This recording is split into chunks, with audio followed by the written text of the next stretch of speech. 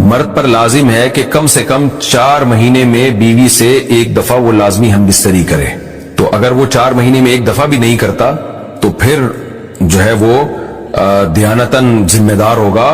اس بات کا خطرہ ہے کہ وہ گناہ گار ہو، کیونکہ حضرت عمر رضی اللہ تعالیٰ عنہ نے قانون بنایا تھا کہ 4 مہینے سے زیادہ کوئی بیوی سے دور نہ رہے.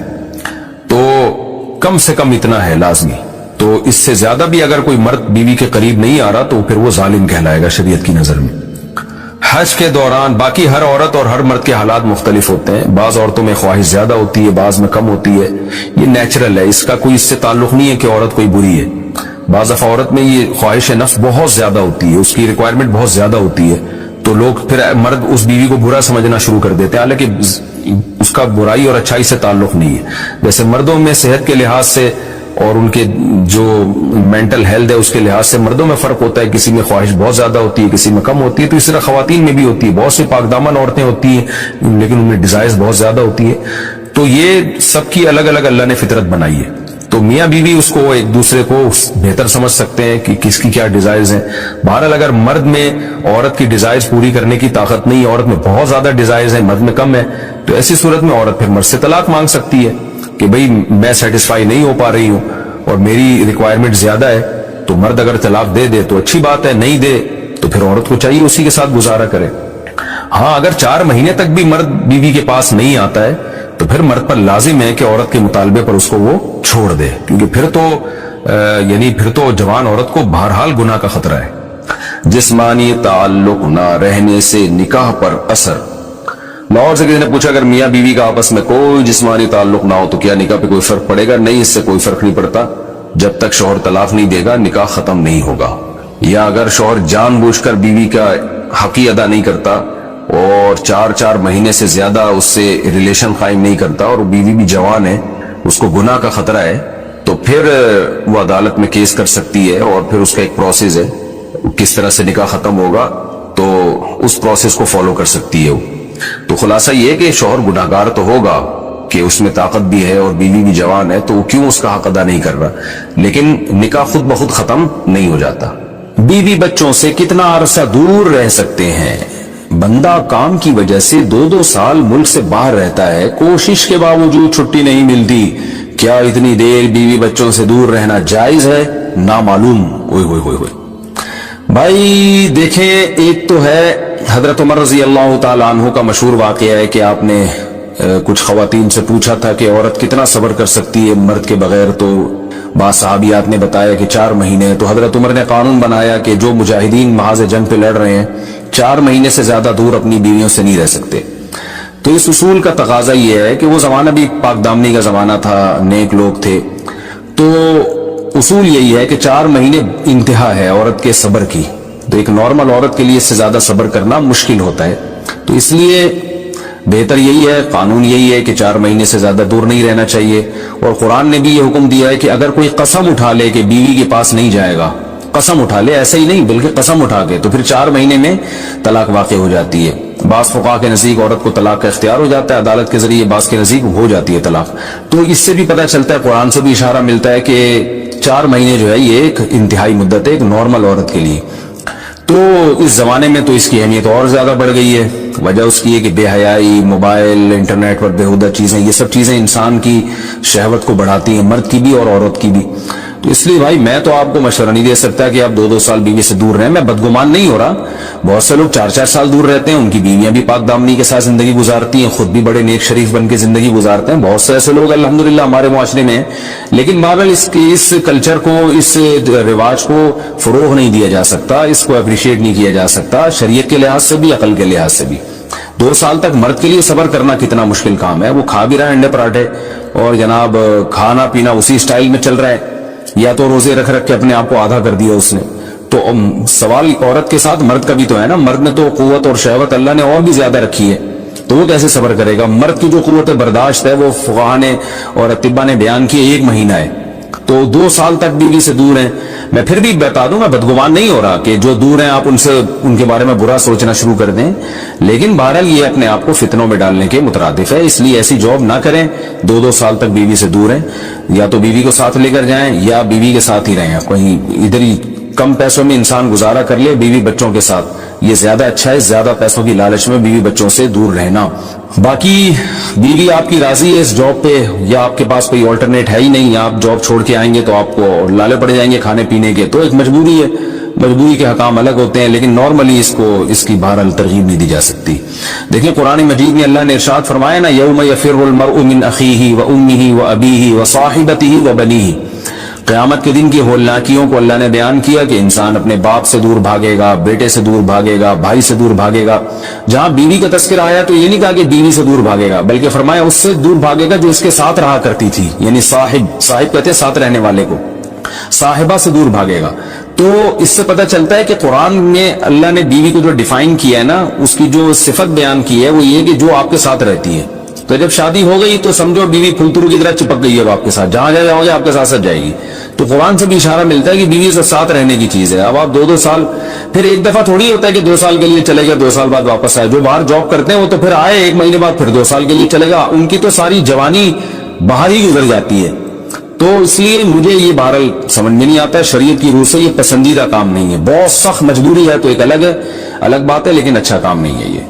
غربت میں انسان بیوی بچوں کے ساتھ گزارا کر لے، یہ زیادہ بہتر ہے اس دولت سے جس میں انسان بیوی بچوں سے ہی دور ہو۔ کیا کرنا ہے ایسی دولت کا کہ آپ اپنے بیوی بچوں سے گھر بار سے دور ہیں؟ انسان جو شریف آدمی، عزت دار آدمی، اس کو تو گھر میں سکون ملتا ہے بھائی۔ اگر شوہر بیوی سے، یعنی بیوی ہم بستری نہ کرنے دے، شوہر اس پہ زبردستی کر سکتا ہے؟ جیلم والی سرکار نے کہا نہیں کر سکتا۔ پہلے تو ترغیب تھی خواتین کو چاہیے ایکچولی یوں نہ کریں، ایسا نہ کریں، یوں نہ ایکچولی، لیکن گھمانے کی کوشش کی، لیکن اس کو اینکر بڑا ہوشیار تھا، اس نے کہا، یعنی اس کا مقصد ہے یس اور نو میں، تو جواب یہ تھا کہ نو، حالانکہ یہ جواب غلط ہے، سمجھ رہے ہو نا؟ کیونکہ گرل فرینڈ اور بیوی میں بولو یہی فرق ہے۔ جب آپ نے کسی کو کہہ دیا تم میری بیوی ہو، تم میری وائف ہو، تو وہ تمام لوازمات کے ساتھ مانو گے یا بس ویسے ہی شناختی کارڈ میں اور نادرا کا سرٹیفکیٹ دیکھو یو آر مائی وائف، بس اتنا چل جائے گا سوسائٹی میں؟ بولتے کیوں نہیں بھائی؟ اس سرٹیفکیٹ کے سب سے پہلے آپ پہ گرفت یہ ہوگی کہ بل آئے گا تو بیگم کس کے ہاتھ میں تھمائے گی؟ بجلی کا بل بتاؤ نا آپ کے ہاتھ، گیس کا بل کس کے ہاتھ میں تھمائے گی؟ یہ بیوی ماننے کے لوازمات ہیں۔ جب کسی خاتون کو بیوی مان لیا نا تو اس کے لوازمات میں کیا ہے کہ بھائی اب کوئی ٹینشن ہوگی، بیماری ہے تو یہ کون ٹینشن اٹھائے گا ساری؟ بولتے کیوں نہیں یار؟ میاں اٹھائے گا۔ اور عورت نے جب مان لیا کہ میرا میاں ہے تو اب وہ جب تک میاں طلاق نہیں دے گا وہ کہیں جا سکتی نہیں ہے۔ جیلم والی سرکار نے تو میاں بیوی اور گرل فرینڈ بوائے فرینڈ میں فرق ہی ختم کر دیا۔ جیلم والی سرکار بھی بڑی فلم ہے یار۔ جیلم والی سرکار کا بھی ایک نیا انٹرویو آیا ہے، اس میں جیلم والی سرکار سے کسی نے پوچھا، یہ میں نے اب نام رکھا جیلم کیونکہ ایک تو شف والی سرکار کا تو بیڑا غرق کیا نا اس نے، اقرار الحسن نے، تو جیلم والی سرکار سے کسی نے پوچھا اب ایک چینل پہ کہ اگر شوہر بیوی سے، یعنی بیوی ہم بستری نہ کرنے دے، شوہر اس پہ زبردستی کر سکتا ہے؟ جیلم والی سرکار نے کہا نہیں کر سکتا۔ پہلے تو ترغیب تھی خواتین کو چاہیے ایکچولی یوں نہ کریں، ایسا نہ کریں، یوں نہ ایکچولی، لیکن گھمانے کی کوشش کی، لیکن اس کو اینکر بڑا ہوشیار تھا، اس نے کہا، یعنی اس کا مقصد ہے یس اور نو میں، تو جواب یہ تھا کہ نو، حالانکہ یہ جواب غلط ہے، سمجھ رہے ہو نا؟ کیونکہ گرل فرینڈ اور بیوی میں بولو یہی فرق ہے۔ یہ اسلام نہیں ہے بھائی، یا تو آپ سیکولر قوتوں کو خوش کر رہے ہو۔ اور پوچھنے والے نے پوچھا جنسی طور پر ہراساں کرنا بیوی کو، یہ لفظ ہی غلط ہے، جنسی طور پر ہراساں کرنا۔ دیکھو اللہ تعالیٰ نے عورت کو کتنے حق دیے ہیں، مینسز ہے نا وہ معذور ہے اس وقت، تو مینسز میں شوہر کو ہم بستری سے منع کر دیا اللہ تعالیٰ نے۔ یہ کس کا خیال کیا؟ عورت کا خیال کیا۔ قل هو اذن، اذن کے 2 مطلب ہیں کہ یہ تکلیف کا ذریعہ ہے، یہ گندگی ہے۔ اذن تکلیف کو بھی کہتے ہیں، گندگی کو بھی کہتے ہیں، عورت کے لیے بھی تکلیف کا ذریعہ ہے۔ پھر نفاس کا خون آتا ہے بچے کی ولادت کے بعد، اس میں بھی اللہ نے کیا لگا دی؟ پابندی۔ پھر اگر واقعی عورت بیمار ہے تو اس میں بھی پابندی ہے۔ اب یہ جب عورت کو رائٹ دی ہے تو کچھ رائٹ کس کو دی ہے؟ مرد کو دی ہے۔ کیا آپ نہ بیمار ہو، نہ آپ کو مینسز آ رہے ہیں، نہ نفاس کا خون آ رہا ہے، پھر اگر شوہر آنا چاہتا ہے تو وہ بھی تو بوائے فرینڈ تھوڑی ہے، اس میں اور بوائے فرینڈ میں تھوڑا سا تو فرق رکھو۔ پھر اس پر اتنی شدید وعیدیں بخاری مسلم کی کہ اگر شوہر بیوی سے ہم بستری کرنا چاہتا ہے اور بیوی منع کر رہی ہے تو نبی نے فرمایا اس کا قبول نہیں کرتے۔ حدیث میں کہ مفہوم ہے جتنے بھی ضروری کام میں ہو، جب شوہر کو خواہش ہو، حدیث میں آتا ہے عورت وہ سارے کام چھوڑ دے۔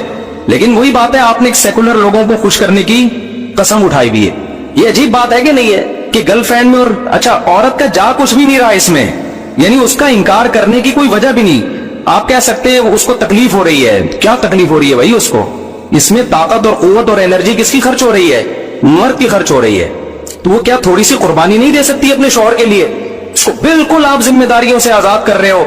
یہ سیکولر لوگ جس طرح عورت کو ذمہ داریوں سے آزاد کر رہے ہیں نا، مرد کو بھی کس سے آزاد کر رہے ہیں؟ نان نفقے کے گوروں میں نان نفقہ بیوی کا شوہر کے ذمہ نہیں ہوتا. تو اس سے ریلیشن کیا ہو جائے گا؟ مرد کو آپ نان نفقے سے آزاد کریں اور بیوی کو آپ اس بات سے آزاد کر دیں کہ شوہر اس سے ہم بستری نہیں کر سکتا اس کی مرضی کے بغیر.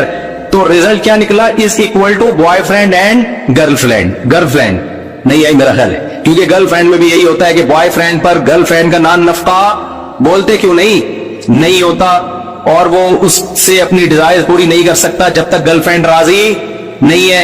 ایسا ہی ہے نا؟ تو بھائی یہ بیوی ہے یا کیا ہے؟ اور مرد بولے گا کہ اس سے تو گرل فرینڈ اچھی تھی، گرل فرینڈ سے بھی میں اس کی مرضی کے بغیر اپنی خواہش پوری نہیں کر سکتا، بیوی سے بھی پوری نہیں کر سکتا، لیکن بیوی میں میرے اوپر ایک پینلٹی ڈال دی گئی ہے، وہ کیا ہے؟ اس کا سارا نان نفقہ اٹھاؤ. تو اس سے خاندانی نظام تباہ ہوگا کہ نہیں ہوگا؟ تو جہلم والی سرکار کو قرآن و سنت کو تو بیچارے کو ویسے ہی نہیں پتا، سینس بھی نہیں ہے. ایسی باتیں کرو جو سینس لیس باتیں ہیں، صرف سیکولر طبقے کو خوش کرنے کے لیے. سمجھتے ہو گے نہیں سمجھتے؟ جب بھی کوئی سیکولر لوگ اس طرح کا سوال پوچھا کرے نا کہ کیا اسلام میں مرد بیوی کے ساتھ زبردستی کر سکتا ہے، تو آپ اس کو بولو اس میں نقصان کیا ہو رہا ہے اور کتنی زبردستی کر لے گا، کتنی کر لے گا زبردستی اس کے ساتھ.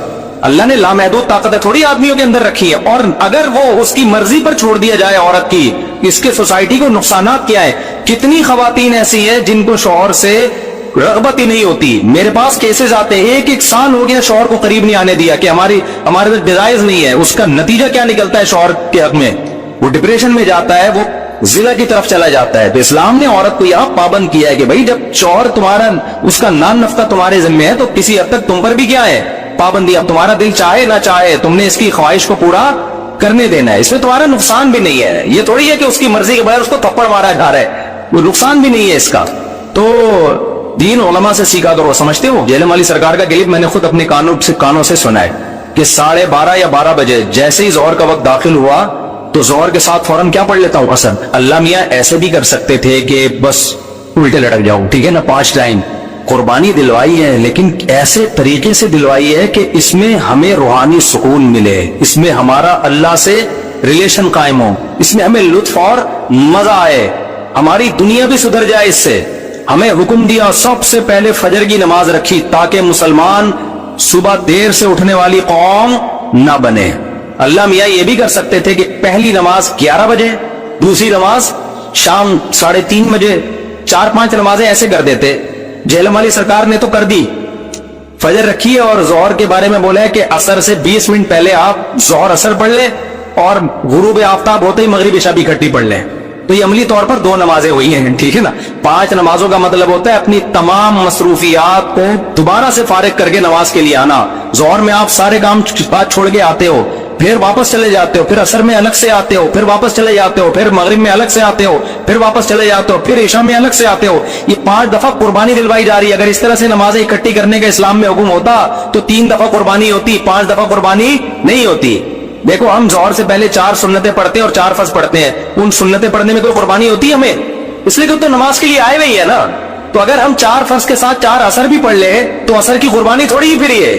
تو 5 نمازوں کا مطلب ہی 5 ٹائم پہ آنا ہے. اس میں شاپنگ واپنگ ہی تو رکاوٹ بنتی ہے، اور آپ نے شاپنگ کے لیے کہہ دیا ہے. اہل حدیث حالانکہ اہل حدیث یہ مانتے نہیں ہے، لیکن یہ اس کی عادت ہے جہلم والی سرکار کی کہ کسی بھی مسلک میں کوئی بھی الٹا فتویٰ دے رہا ہوگا نا تو اس الٹے مولوی کو لا کے ہائی لائٹ کر کے مسلک کو بدنام کرنا.